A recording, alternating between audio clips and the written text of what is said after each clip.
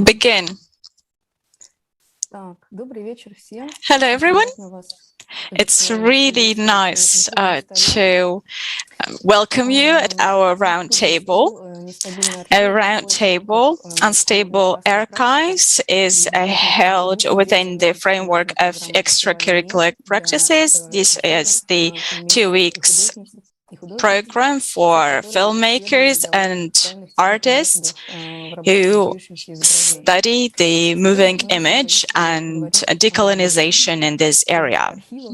Today we're going to speak about archives in the broad sense of this term. We'd also like to discuss some relevant issues and those that are related to archives, such as education, research, and some political and social issues. Let me begin by introducing all the participants of today's roundtable, and then I'm also going to say a couple of words about the format. My name is Alexandra Anikina. I am an artist and a researcher and the co-curator of the Extracurricular Practices this year. We also have Rita Sokolovskaya, MIEFF curator. She studied curatorship at the Moscow Institute of Contemporary Art. She's also one of the curators at Garage and New Holland. We also have Sasha Shestakova with us. She is a researcher. She writes about art, Russian colonialism, and various artistic practices relevant to that. Jet Journal, Journal of Visual Culture, and other journals publish Sasha's works. She's also a participant and the co-founder of a cooperative of disseminated conscience. Now she is writing her PhD at Bohem University. We also have Nikolaus Perneczky with us. He's a critic and a curator. His PhD was defended in Goldsmiths, and he wrote about Western Africa and the struggle against the developmental logic and decolonization. He is also interested in the ethics of global violence and tackling it as regards the distribution of global power. Nikolaus also works in podcasts on the non-equally distributed archives in West African cinema, as well as the film heritage. The first topic that we are going to discuss today, and we'll have 20 minutes for each of these topics, and our participants will give their responses. So we will focus on the context of our school, the problematics of archives in international relations, because it turned into some sort of a cultural instrument. And we'll finish by speaking about the local context in Russia, the post-Soviet context, how archives work within the local and global context. So first issue, and I would give the floor to Rita, as she's the co-curator of this festival and this school. So she's for a long time dealt with the issue of education and as regards the moving image. So why are we called extracurricular practices? What is it? So I think it is important to start with the school and what context we are speaking in and from. What gaps in contemporary education does this particular school try to fill? What constellations of theory and practice does it want to activate? What collective desires does it reflect? And what are the main ethical and political directions that are our starting points? We can also discuss the conceptual choice of unstable archives as a topic for this year. Thank you so much, Alex. I will try to stick to the time limit, but if I speak for too long, please interrupt me, because these issues are very broad, and of course I really will have to limit myself. As for the title, Extracurricular Practices and our educational strategy, when we made this program for the first time in 2019, it was supported by the Biennale for Young Arts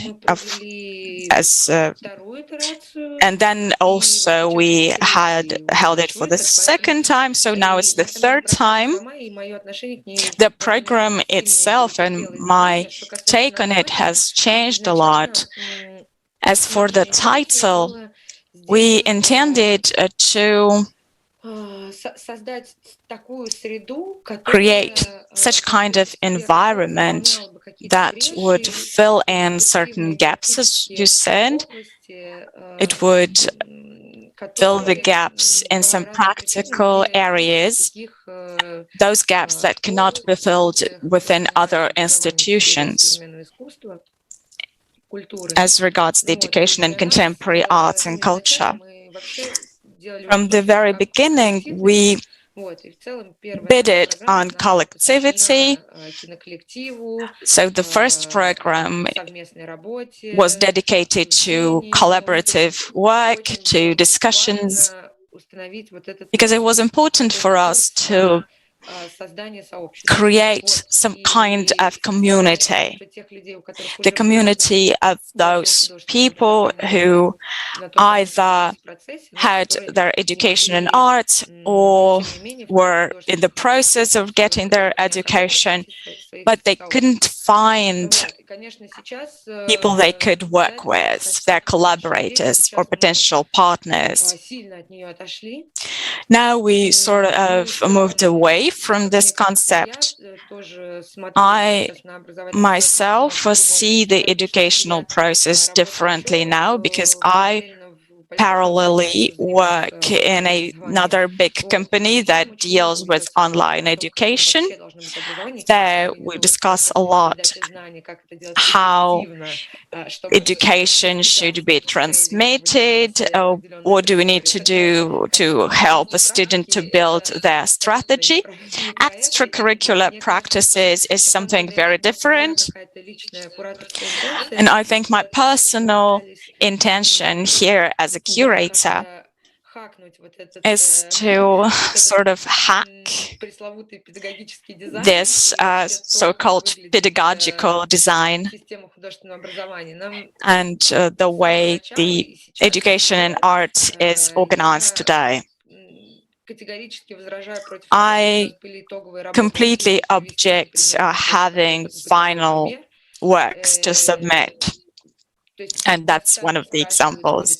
We're often asked whether we'll have a show or an exhibition at the end, but I always reply that it is not a traditional program.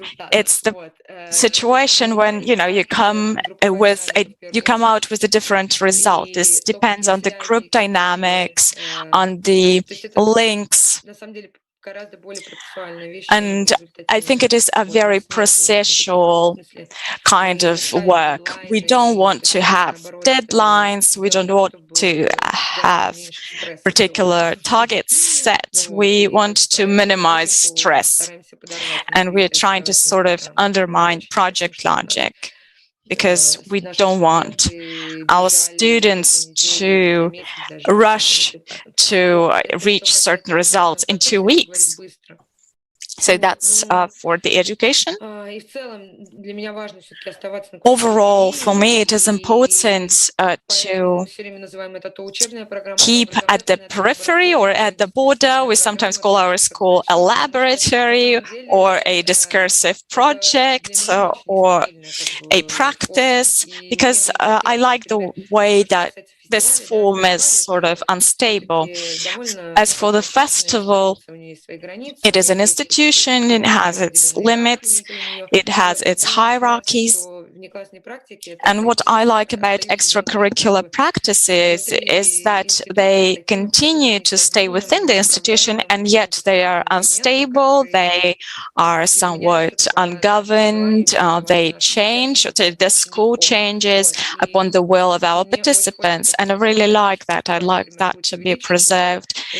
Even if the festival continues to grow, to expand, I want our school to change and to be very flexible. As for ideological and political aspects, I think, and here I don't want to draw any particular very precise parallels, but what I can observe now in the sphere of education in contemporary art in Russia is the fact that education tries to be apolitical. And this is really strange. So it tries to stay away from politics, though it's paradoxical and quite ironic because it's really difficult, especially in Russia. It remains very difficult. So for me, it is important that we act following certain criteria that we set for ourselves.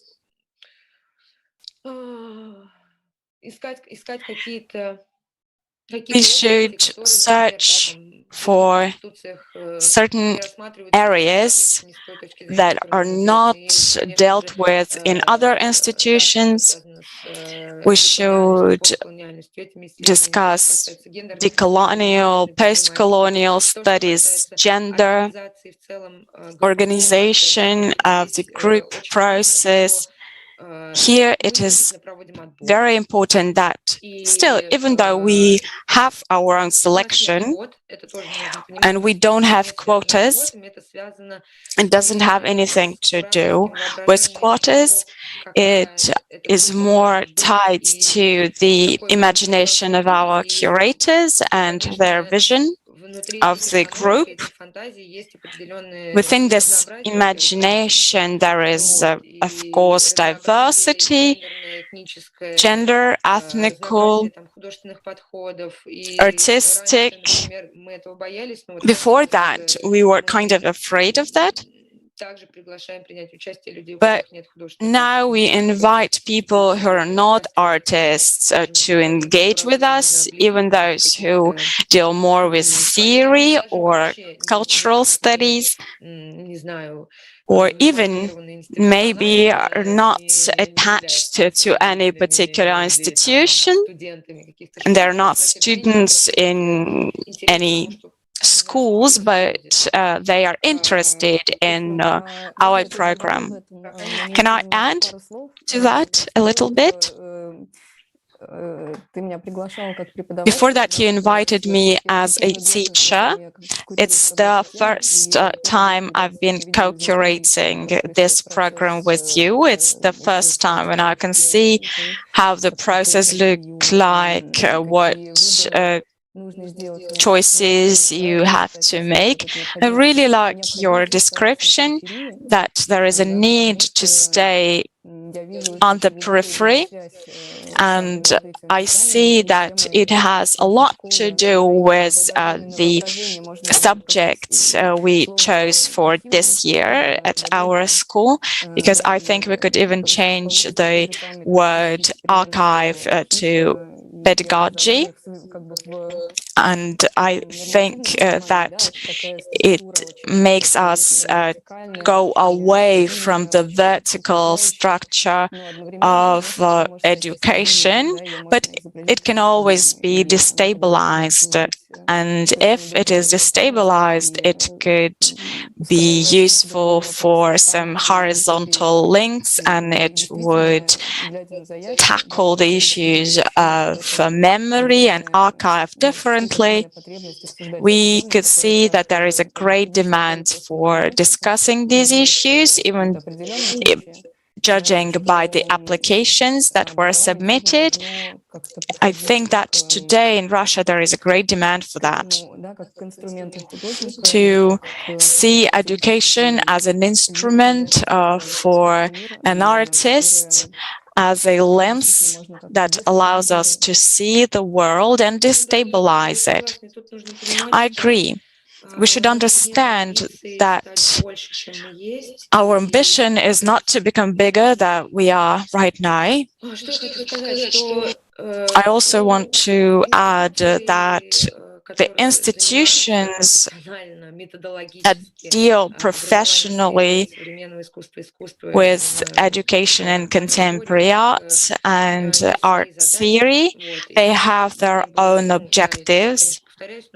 I am repeating myself here, and I don't want to do that, but still, what's important is that the methodology is something that sort of creates this kind of universality, and I wouldn't like to become universal. The selection process that we have at Extracurricular Practices is something that allows us to go against universality and universalism. And I would like our school to keep to that format. It's the first time when we have selected a particular issue to discuss. And that is very interesting. There are two things that come to play here. First of all, I like that we have a particular topic this year because we see the link between workshops, discussions. These links become comprehensible both for participants and curators, and that is something that I like a lot, like this sort of agreement. On the other hand, there seems to be an issue here, and I saw that from applications. And I haven't really prepared this part of my speech, but I'll improvise. I had an intuition that our applicants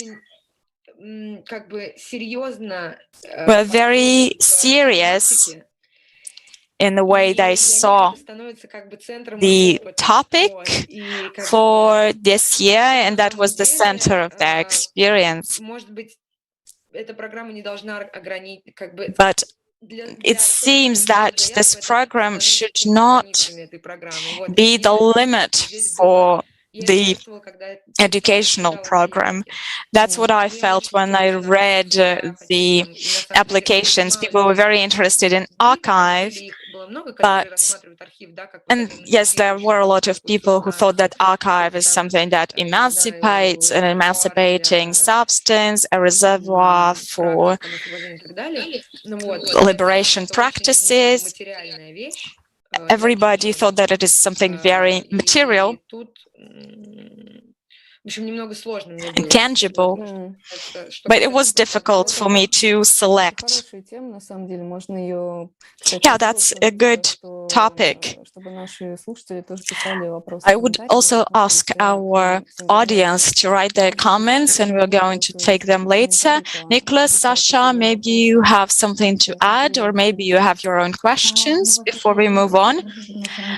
No, not really.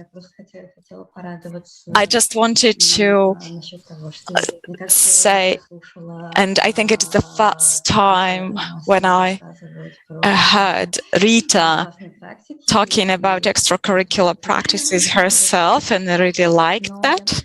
I really like listening to her. But I would like to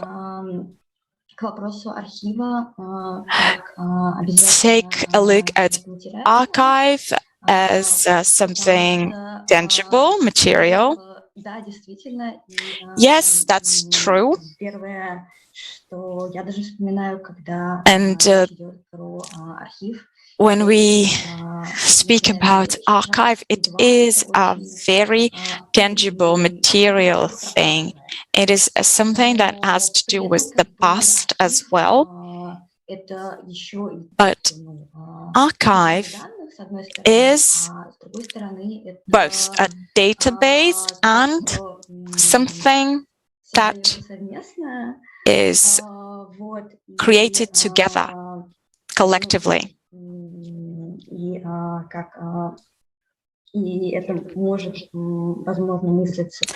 And this could be thought of as a practice of collective knowledge production. So this is something I wanted to highlight. Sasha, that was a great formula. So the collective knowledge production, I really like that. Yeah, I agree. I think that really matches our discussion. Nikolaus, you wanted to ask something about institutions? Am I right? Yeah, I do. Well, thanks, Rita, first of all, for explaining in some detail your pedagogic approach and understanding. I really appreciate it. How you frame your mission to address gaps in education, and to perhaps in so doing destabilize the institution, to do so from within an institution or from within an institutional context, while also destabilizing it. And I think this is a really crucial point that will return in our conversation about archives again, because archives too are institutions, and as has been said by some of your student and non-student, non-artist applicants, but also just now by Sasha, archives are a resource for emancipatory practice, but they are also spaces that inscribe forms of violence, and they do so as institutions in specific institutional structures that have long histories. In this context of our conversation, of our larger conversation, I was wondering if I could press you a little bit, like on whether you could say a bit more about your relationship to the institutions from within which you are operating. If you said yourself, Rita, sorry, you said yourself that those institutions have their own objectives. I wonder if you could speak a bit about, I don't know, institutional pressures, or how you think of this process of destabilization, how that works.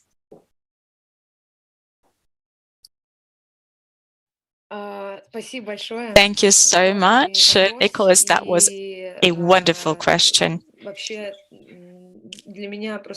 For me, and I've been thinking about this quite a lot, the festival I've been working for, MIEFF, the one where we began to work with extracurricular practices as a project, I think this is somewhat an isle of independence.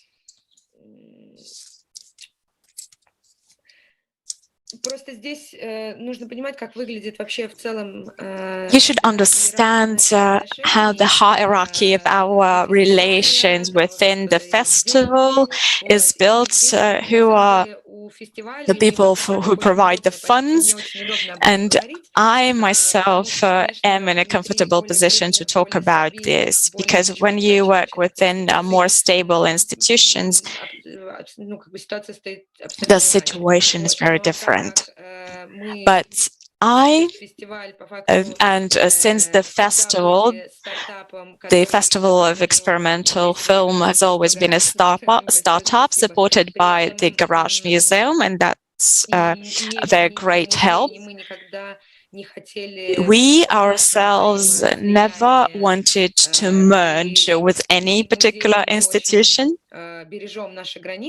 We've been preserving our boundaries. Everything that we do has become possible just because of that. Our team is quite small.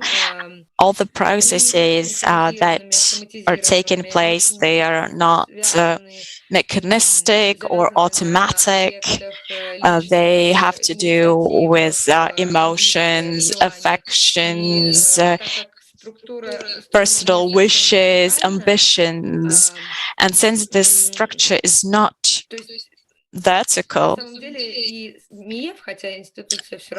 MIEFF, the festival as an institution, is also quite unstable as a platform.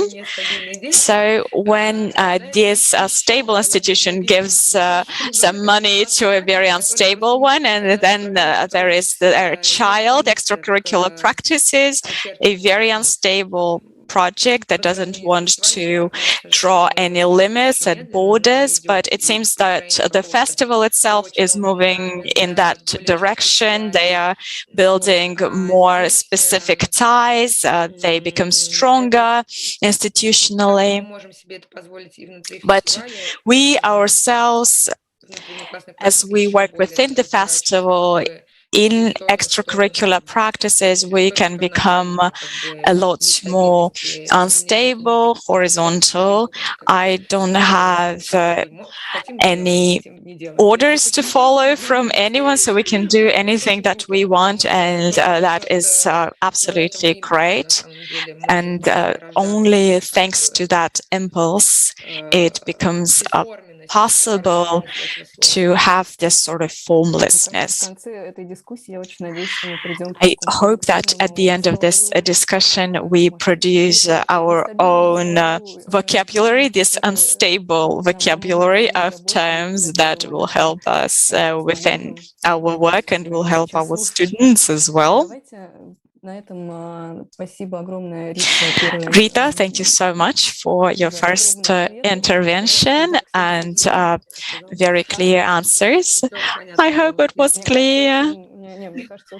No, yes, it was really clear, and it becomes obvious what problems we should try to tackle, so that we have a bit more time also to take questions from the audience at the end.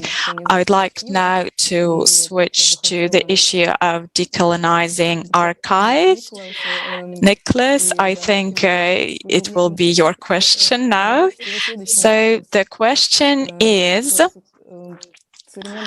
in the contemporary Western context, and this is the context that you're very well familiar with, and I myself am also placed in a Western institution. So the institution faced the task of decolonizing the curriculums, histories, and archives.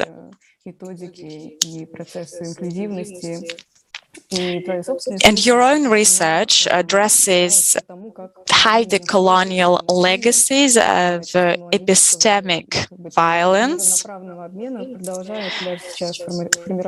and unequal exchange continue to shape the archival logics and logistics of global art and film heritage. If you think about the Western and global context of contemporary art and moving image, how do they articulate the challenges posed by this discursive shift?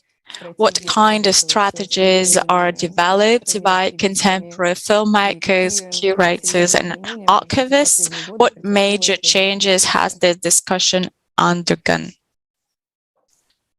Yeah, thank you for this question, first of all, and thank you for having me. Like Rita, I will try not to speak longer than my allotted time, but do interrupt me if I don't manage. So I think this is quite a big question. I'll try to address it in relation to the moving image, which is what I am most familiar with. I think just to preface this, it's important to say that in one sense, struggles to decolonize are as old as the history of colonization, and perhaps older. if we think of political formations, such as those Amazonian tribes that the French anthropologist Pierre Clastres describes as societies against the state. I think at the very least, we need to go back to the period of anti-colonial struggles in the middle of the 20th century, which culminated in the process of decolonization. And here I think it is useful to remind ourselves of the very ambivalent meaning of that term in its historical context, which saw both independence for former colonies, but also an ascendant neocolonialism. So in this context, after the independences, the term decolonization was used by some as a name for strategies to extricate themselves from colonial entanglements, political, economic, of the mind, as the Kenyan writer Ngugi wa Thiong'o famously put it. But this term decolonization was also used by former colonizers. For instance, by the French so-called coopérants or cooperants, as they were called, whose brief as public servants of the French state was precisely to capture and channel this transformational moment. So they were employed by the Ministry of Cooperation, so-called, which was formerly the Ministry of the Colonies. So that's what they also did in many ways, especially when we look at the history of African West African cinema, which is what I worked up, which is what my doctoral work was focused on. So this is just a caveat, I suppose, about the proliferation of this term today, especially in institutional contexts and by institutional actors. The Moving Image Archive is just one such institution. So I think we need to be quite, realistic also when we encountered these archives, specific archives, as institutions. So the challenges faced by film and other moving image archives in relation to this demand, to this imperative to decolonize, I think are obviously many. And they are all intimately linked to this history. Most obviously, perhaps this is the question of what to do with the colonial and ethnographic archives. How can this material be made accessible to those whom it depicts, but also whose lives, more often than not, it quite seriously distorts and deforms. So, I don't know, a follow-up question to ask would be how to acknowledge, perhaps how to repair the violence that is inherent in these images, and not only in these images, but also in archival categories and operations. And there are, of course, a lot of filmmakers who have, in their appropriation of archival material, tried to address these questions. But increasingly, these questions are also being taken up by archivists and curators themselves.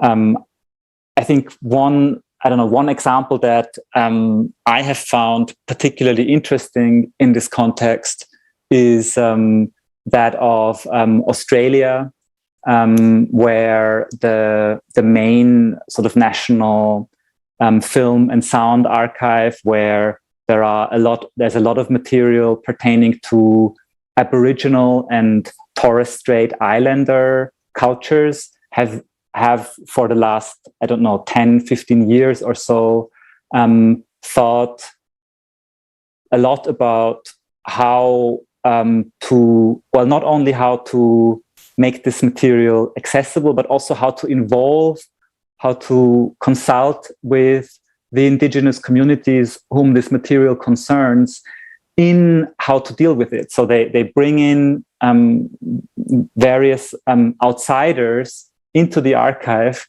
to consult with them about proper archival storage, proper procedures of preservation. I can say a bit more about this afterwards if you like, but the main idea is to come up with protocols of archival storage and transmission that are culturally sensitive and culturally appropriate to these communities. I don't know, should I go on? There's one more thing, I guess, that I think is important to bring up in this context, but I can also talk about it during the rest of our conversation. I'm intrigued.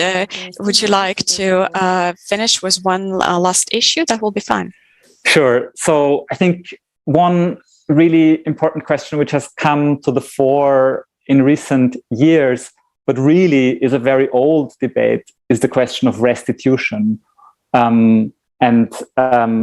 I suppose the restitution debate, as it has been led in the West, though obviously the people who are really leading on this debate are not Westerners, but as it has been led in the West, it has been mainly focused on looted artifacts and, of course, human remains. But it has also been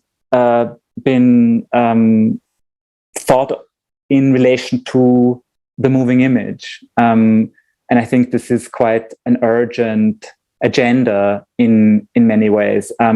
It's something that became really apparent for me when I was doing my doctoral research on West African cinema. And although I did spend some time in archives on the continent in West Africa, I spent most of my time in film archives in Europe, in the UK, and in France, in most of them in and around Paris. So this concerns not only, this is important to say, not only the colonial and ethnographic cinema before independence, but also post-colonial African cinema, a large part of which today finds itself sequestered away in Western film archives, where they remain largely inaccessible to their intended audiences. Important films of Nigerian cinema are held hostage by processing labs here in the UK, and they just are essentially unknown in Nigeria.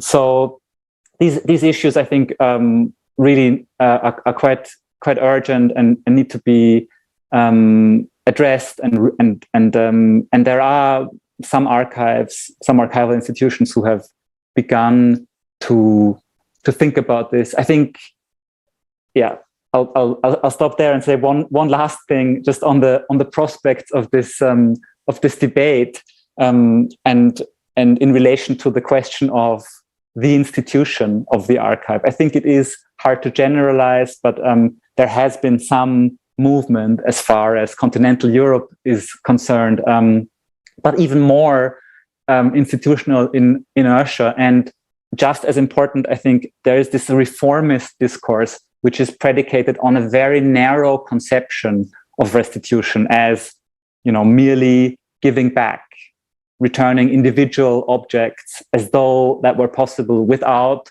also interrogating the continued impact of colonial looting and neo-colonial extraction on those at the receiving end. But I mean, this is a situation in continental Europe. Here in the UK, where I'm broadcasting from, the situation is even worse, much more entrenched. Here, like, successive culture secretaries have pledged themselves and the heritage institutions they oversee to completely sort of avoid this debate, this entire debate. So there's, I don't know, there's some movement, but there's also inertia, and here in the UK, complete retrenchment. And I guess just to sum up, or what I think is an important point for our conversation, is to think about this tension that exists between this emergent institutional reformism on the one hand, and maybe a more radical decolonial practice that seeks to also question the entire political and juridical framework on which this project of restitution and these various institutional responses are predicated. And I think film archives are an interesting place because, I mean, they are not at the center of this debate at all, but maybe also because of that, they have a bit more freedom in some sense. And there are interesting things happening, not just, I mentioned Australia, but there are other places. There are places in Germany. There are practitioners, artists in the UK who are all sort of like working, I think, in this vein, within and against institutions. Yeah. Thank you so much, Nikolaus. I think you very nicely formulated the problem, and I would agree to everything that you said, that there is a certain tension between reformism and decolonization. For me, and especially as regards practices, such artists as Laria Champong and Anikina, those were invited as teachers to our festival.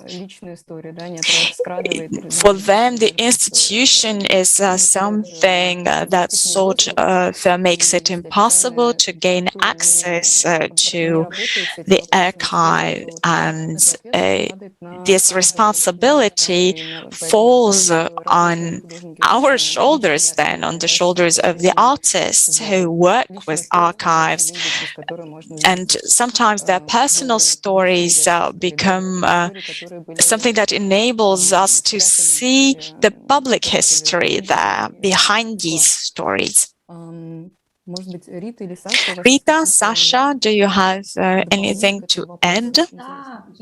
Yes. I really liked when Nikolaus said that decolonization has become somewhat a tag word for something else, something different. And this something different is I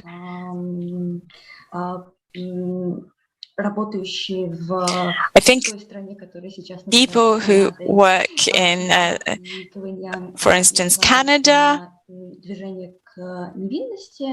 There is this kind of movement towards innocence. It is a situation when researchers or artists say that colonialism exists somewhere else or some other time. I think this is the process that is taking place in many other places, and I think that all the four speakers present here are speaking from the position of colonial empires, if I may say so. So I think it is important to view our own work as so how do you see your own work? How do you see your objectives and actions that need to be undertaken not to make this move toward innocence? Is that a question for me? or for all of us? I think it's to everyone, but Nicholas, if you'd like to begin, that's fine. I will. There was so much that was interesting in what was just said. I think, we should all highlight Onyeka's amazing work, which I think tries precisely to find, she tries many things, and she's also very critical, obviously, of the archival institutions that she works with, and that make her life as an artist very difficult, if not impossible at times. But at the same time, she also seeks reparative approaches to the images that she finds. Both, I think, or an approach that is both subversive and reparative. So, really. Kudos to you for signing her up to be teaching here on this program. The other point I wanted to make in relation to Canada, which, like Australia, is a settler colonial society. We may we have to obviously ask, like, what does decolonization mean in a settler colonial society? It's a very different proposition, I guess, than in other contexts, and it's maybe more obviously, maybe not differently, but more obviously antagonistic to the forms of political and juridical sovereignty of the settler colonial state than in other contexts, where this antagonism also exists, but can maybe more easily be subdued within a reformist horizon. And then the last question is the most difficult question, obviously, about how do we not become complicit? I would say I just am profoundly complicit. This is how I ended up with this research project. It was working on the history of the beginnings of filmmaking by Africans for Africans in the West African context, in this sort of post-colonial, immediate post-independence era that brought to my attention the archival situation, and this has instilled in me a sense of obligation to act in some way. But at the same time, this archival situation that I just described earlier in my initial statement is a direct extension of a situation that goes back to the post-independence era. So the reason why a lot of African films today are stored in French archives has something to do with the forms of the contractual terms of foreign aid for filmmaking that was available at the time. So often the foreign funders, in this instance mainly the French, through their Ministry of Cooperation, arrogated to themselves the non-commercial distribution rights of these films, and then they also obtained prints which they kept, and which now sort of form an important collection of African films in Paris. And this history of sort of contractual capture, I think, is also something that has much broader, a much wider resonance. So that there were these, I think, there are these continued attempts to capture the means of circulation, so in some sense, what I found out in my research about this historical context of decolonization leads me to demands that are still unmet today, that are still have still not been addressed, and restitution is the most sort of the most debated of these questions at the moment. But there's a whole there are further questions and related questions that we would also have to ask, I think, departing from there.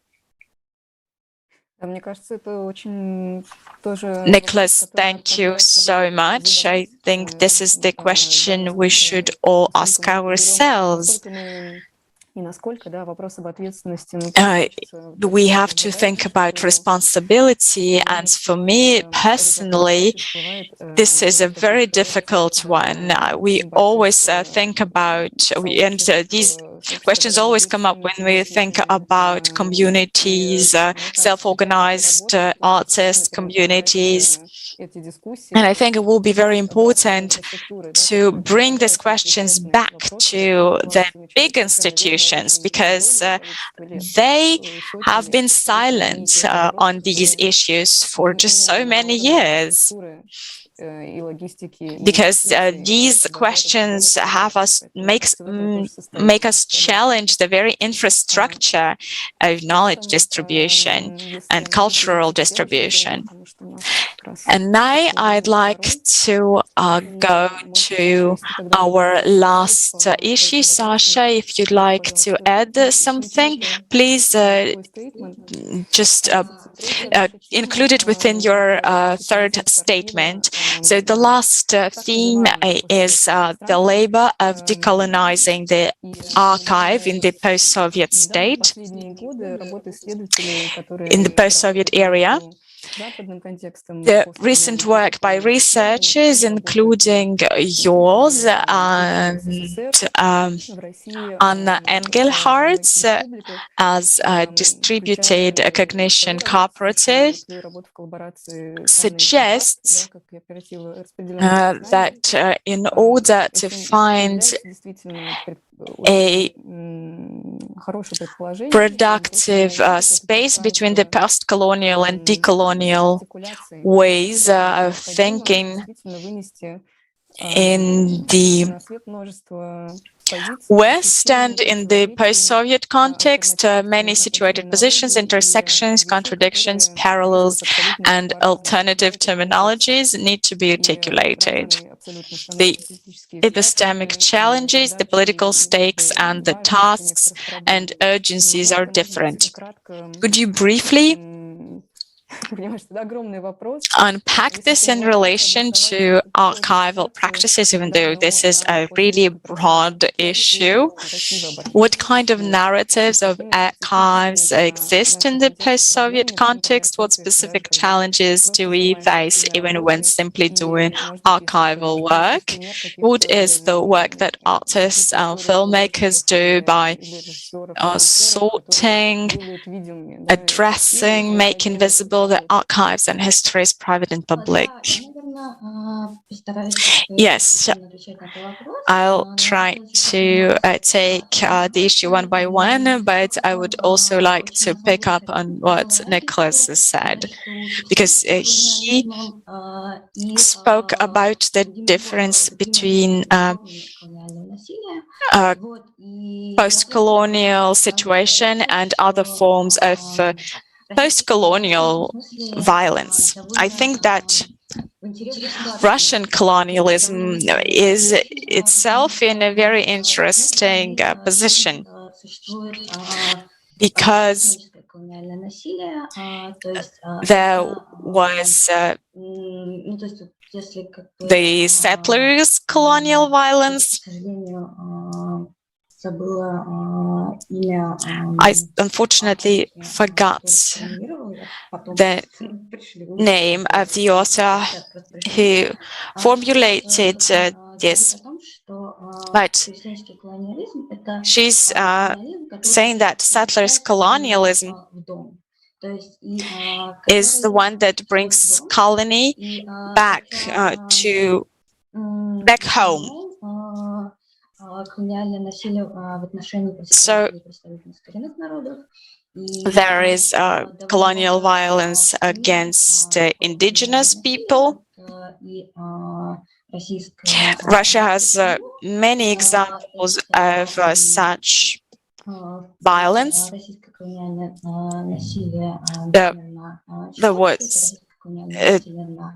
There was the great settlement in the Taime region, in the north, in Siberia. Then there were also colonial wars and interventions, and I think we're still engaged in them. One can speak about Afghanistan, one can speak about Syria. So there is this great diversity of forms of colonial violence, and it is rather hard for me in my research to find one specific strategy. So depending on the situation, and either focus more on the settlers' colonialism. And for me, it was important to remember that if you cannot decolonize people without decolonizing the world.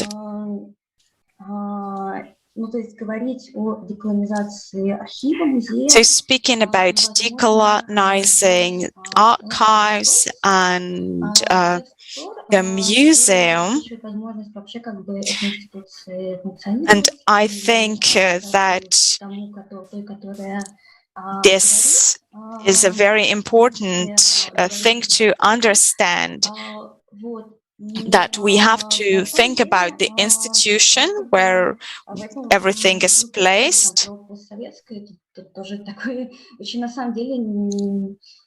I think in the post-Soviet space, it seems quite logical to speak about post-colonial violence, because if we talk to people from Belarus or from Ukraine, for them, post-Soviet is the word that would mean something very different than for me, for instance, who speaks from Moscow. Therefore,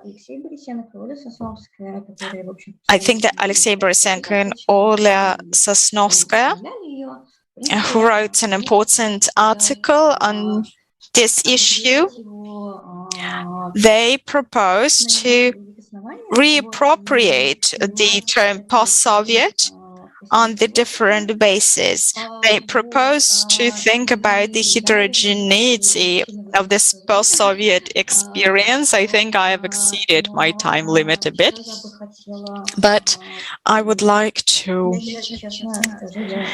and honestly, I am losing names, but there are some artists who work with the issue of decolonization. I'd like to speak about Dina Sokolieva. She is a very important author. Another one is Lana Uzrashvili, wrote a beautiful text about Russia. I'm sorry for being a bit erratic in my response. And the last thing that I'd like to mention, it doesn't have so much to do with colonialism, but anyway, it's the issue of Memorial, the non-governmental organization in Russia that dealt with the issue of political prisoners. But when we speak about the prisoners of conscience, I think, and the Stalinist repressions, and this organization has been attacked by the authorities right now in Russia. And this particular organization made a great contribution to preserving the decolonial heritage and to working with archives. This is the place where you still can read about the history of fighting the Soviet colonial violence. And as far as I know, it was in Memorial that where I found a lot of very important books on anti-colonial struggle. For instance, it is the place where we can speak about the diversity of colonial experience and the Stalinist terror in the Soviet Union. I think this will be the last thing I say. And I have a small, tiny question to you. On the citation from Uzole, you cannot decolonize the museum without decolonizing the world. So thank you so much for mentioning this text, and I really wanted this to be part of our discussion. And I think after that, museum is not even so important. I think, and what is really important and interesting here is your work on the ethnographic research. So you, as someone who works with this kind of ossified archive, can you tell us about your experience? Well, honestly, I've been thinking a lot, and I am in the process of reflecting on how archive can be destabilized, because I often come across the fact that the museum, and I don't know how that works in other places, but it seems that it is also the issue in Canada and in Great Britain. Besides the issue of restitution, and this is what Nikolaus has talked about already, but there is another thing also. Art is in the metropolitan states is something that supports colonial violence in a sense. Why? I think it is done on the epistemological level and also at the level of logistics.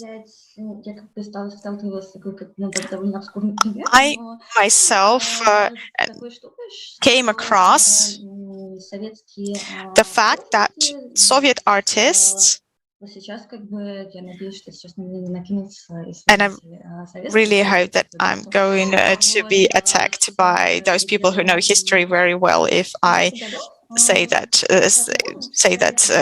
the date was wrong. But anyway, so it's in, I think it was 1930s or 60s. There were particular expeditions organized for artists to travel to the places inhabited by indigenous peoples, and that when they came back, they exhibited their works. So it was a way to support, that I'm going to translate the term. Sorry. Settle common sense. Settle common sense. So I'm speaking about setting the common sense. This colonial reason. And this is quite interesting because through arts and arts and crafts, colonialism became tamed and normalized. To me, that seems rather interesting. Why?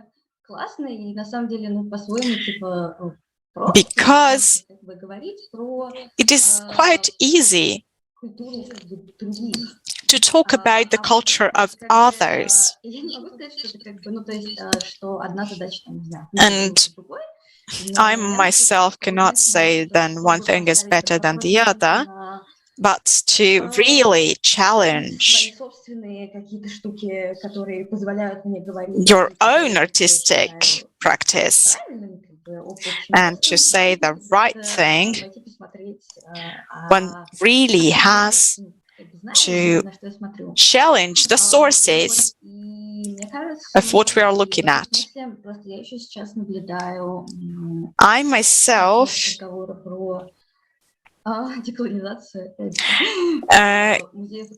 think that decolonizing ethnographic museums is also very important, and this is one of the trends in Russia right now. But I have my questions to those institutions anyway, in the way they do it. I myself am not to be too critical, but I think that the question of whether contemporary art is equipped and is strong enough to truly decolonize. And this is the important question. So whose work that should be?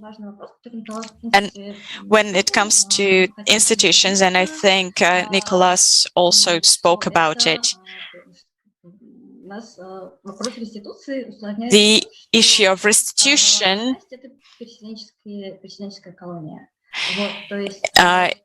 is entangled with the issue of settlers' colonialism. And I think if somebody speaks about restitution in these areas, how that can be done at all.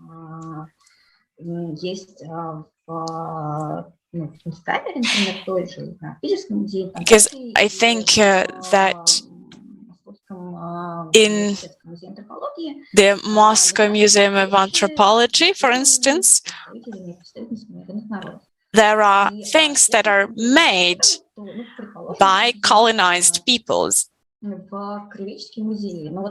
So should they be brought back to the regional museums or not? Because my research, for instance, shows that it's no less colonial. So where should these objects be restituted? What links should be restored? You know that a lot of regions in Russia are in not a very good economic situation, for instance, and they cannot support their museums well enough. So it's a really, really intricate issue here. Thank you, Sasha. I think you raised a lot of very important themes here, and we might need to organize another round table because there are so many things to discuss. And now I think it would be nice to take some questions from the audience. So please type your questions in the chat, and I would like to follow up what Sasha just said, whether contemporary art is equipped to respond to these challenges. I am quite pessimistic in this regard. There is an exhibition, Illiberal Arts. Illiberal means both that it's not liberal and not free. Because liberal arts was a discipline that dealt with so-called free arts, And I think, and that is what you can see even within this exhibition, there is something that goes against its critical charge, because we continue to be sort of enclosed within this post meta thing, because we cannot see any structural change and any specific steps. So I myself am rather pessimistic. I myself don't work with the issue of decolonization, but I know a lot of people who work with it, and I think it is a very important thing that they do. If you have questions to each other or comments, would you like to raise any issues? I myself would like to throw in the following question. So we as artists, as theorists, and maybe you have any idea for artists to engage in this collective knowledge production, to produce projects and narratives which could destabilize our colonial setting. So the question would go to everyone. I would like to think a little bit, but okay, I myself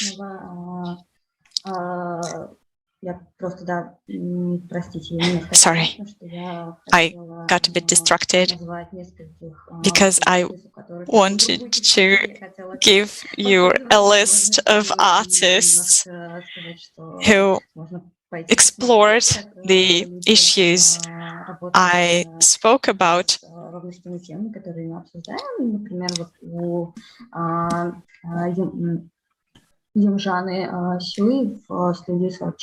There's Eugenia Sui, and there will be an exhibition of her works in St. Petersburg. So if you are in St. Petersburg, you should go and see the exhibition. You can also, and I myself really would love to go to this exhibition, but I'm in Moscow right now, so I don't know when I'll be able to go there. But to be more serious,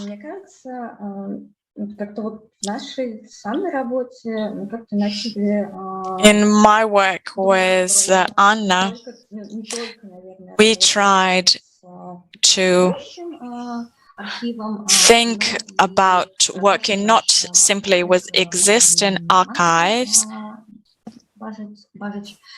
but, and I think it was that there is the issue of counter-archival practices, of creating alternative archives, so finding alternative knowledge that would challenge the language and the narratives that we are familiar with and that our readers are familiar with. Another important thing to say is that if you are, quite often we belong to the metropolitan area and we belong to, let's say, the white population, and we really should think about why we want to do that and for whom.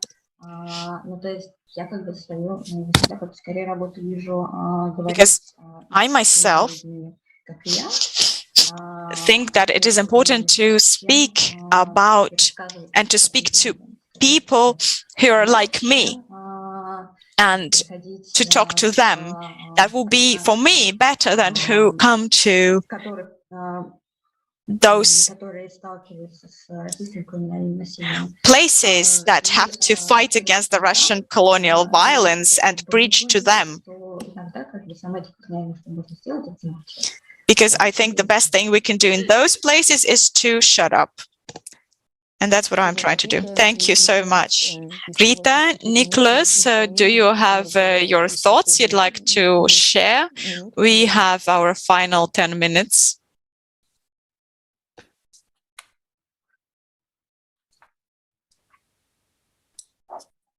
I don't know that I have much to add to what Sasha just said. I also think that it is really important to create and support alternative archives, counter archives. That is, anyway, very much part of my own politics in this regard. But I do think it's your question was about how to. What was your question? How to destabilize the institution? More or less. Yeah, how to destabilize what? The institutions we work in. I mean, I'm an academic.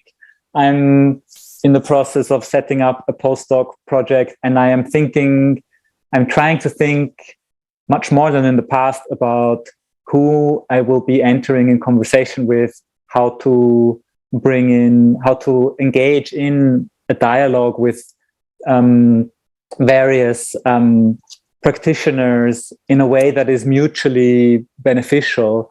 But I think it is very difficult, and I haven't really resolved this for myself at all, not also to be on some level an extractive process whereby I then, make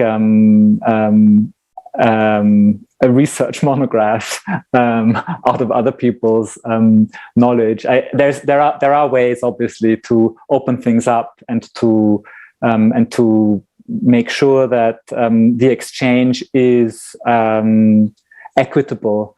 But working within the confines of the university and the kinds of requirements and structures it imposes on people's works, I think does make this objectively a very tangled issue. Not a very good answer, but that's what I have. It seems that these things, when it comes to artistic practices, and I myself am an artist, you have to make a choice, because when you work in the West, as I do, and if you work with the story of, the third world country, and there are always these geopolitical issues, and it is very, very difficult to understand what to do when you make a movie and you make subtitles into English, and the way people will see the film in Moscow and the way they will view it in London would be completely different. Because I'm working with Soviet modernity, and for me, I really had to make a choice. So I didn't want to adopt the position, and it can be perceived.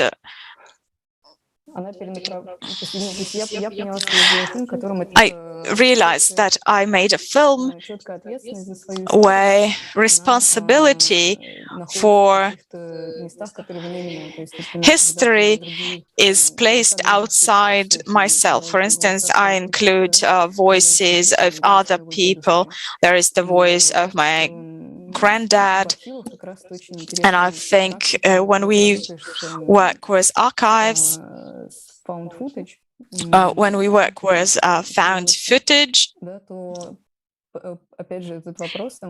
this issue of who is speaking and why and how. When you make a film, when you have to cut the speech, the choice is something that you are responsible for, and you have to bear that in mind. Especially when we include other people in our works, and when these people do not come from our community, we don't have ties with them. Sasha, I just can't remember the title, the same as you. Sorry. So there is the problem of speaking for others. By Linda Alford. So she raises the following issue. The feminist theory claims that sometimes you really have to pass the floor to someone. You should stop speaking. You should give the floor to those who are more relevant to the issue that is at stake. And I think another question is, how do we choose when it is the right time to pass the mic and when it is the wrong time? So there is someone who makes this decision. So who makes the decision on who should speak, on whose behalf, when this is ethically necessary, and if there is a certain political energy. And I think that in the late techno-capitalism, this energy seems to diminish. Roughly speaking, sometimes there is no energy at all. And now I got a question from the chat. From YouTube. It's from Dana Kavelina. Thank you for the discussion. I heard a lot about the dispositions of power of a collective knowledge distribution, but maybe you could speak more about the way artists could work with archives. How can we use the knowledge that was produced by someone who perpetrated violence? May I? I'd like to begin. Thank you for the great question.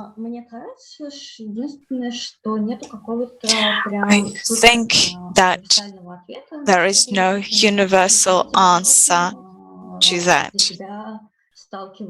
But I am facing this problem constantly. The important parts of archives that I work with have to do with colonial history. These are the archives in Moscow. It seems rather obvious that I have to begin from here. Even though there is no universal strategy, and I wouldn't be able to say, this is the way you should do it. Every time, depending on the situation, and I think it could be useful to ask a number of questions, and answering those questions, we could try to tackle the issue. So first, we should ask what allows, what makes it possible for these paper or these documents to exist and to speak? What enables a researcher to read this document in this space and to talk about it afterwards. So what are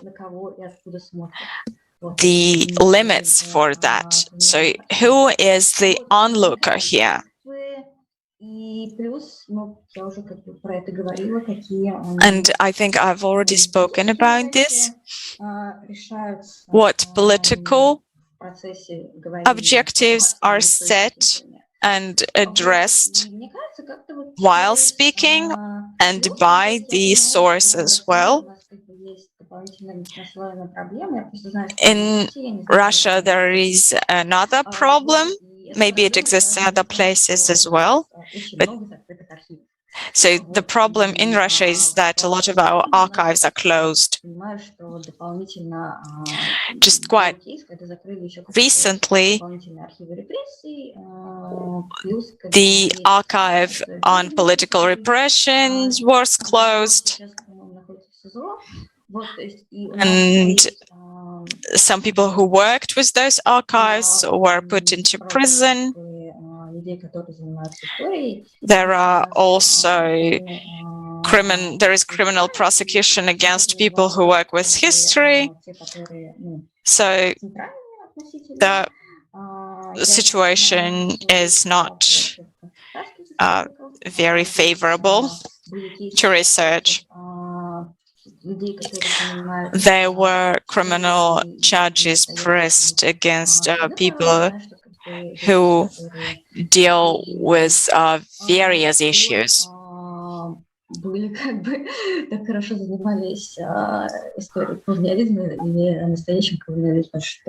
So there were even people who worked with the history of colonialism so well that they had to migrate and continue studying colonialism outside Russia.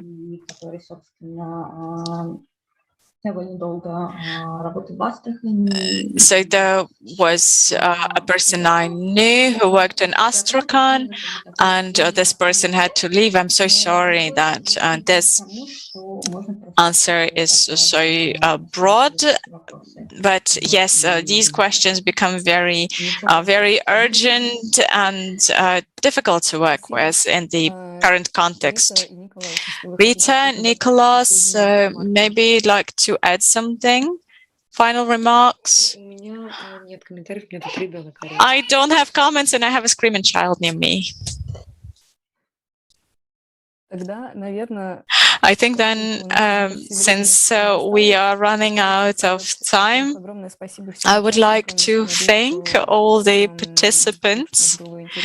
I hope that our discussion was interesting, and I really hope that the students of extracurricular practices could get the feel of the challenges that are ahead of us when working with archives. I'd like to thank all the participants. I'd like to thank the cultural and education section of the British Embassy in Russia.